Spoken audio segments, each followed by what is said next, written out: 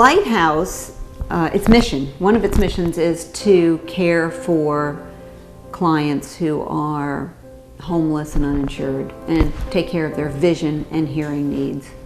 So my role here has been to help define what kind of eye needs there are in the community, where the gaps are, and then see if we can fill in those gaps.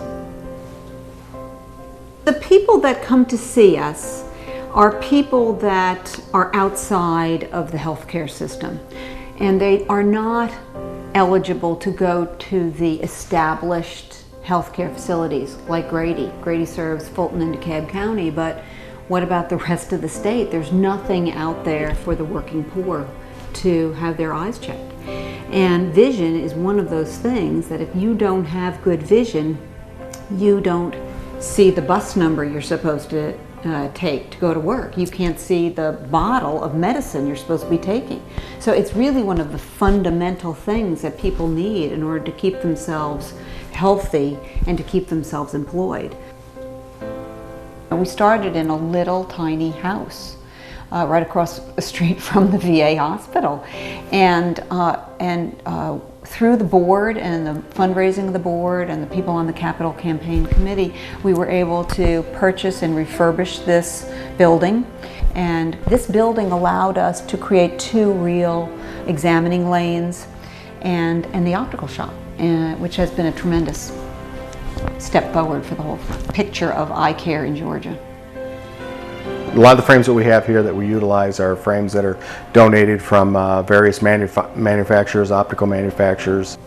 We charge only about a $3 donation for basic single vision or line bifocal lenses, which is a tremendous savings compared to the overall cost of going to a retail chain of anywhere from $100 for a basic pair of glasses.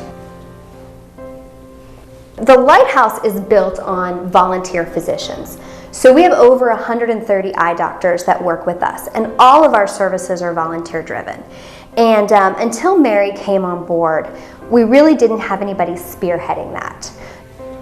So Mary was really the one that got them excited and energized to help us grow, to recruit more doctors, to get involved in our special events and fundraising. She's really been the cheerleader in the medical community. I nominated Mary Lynch because she defines what a volunteer should be. 5-6 years ago, we were seeing 1,000 people a year, and now we're seeing 6,000 people a year across the state. And it's not the staff, doing all that. It is in part, but we give a lot of credit to those volunteers that have increased our capacity. And I would say if I was making a list, Mary would be at the very top of that list.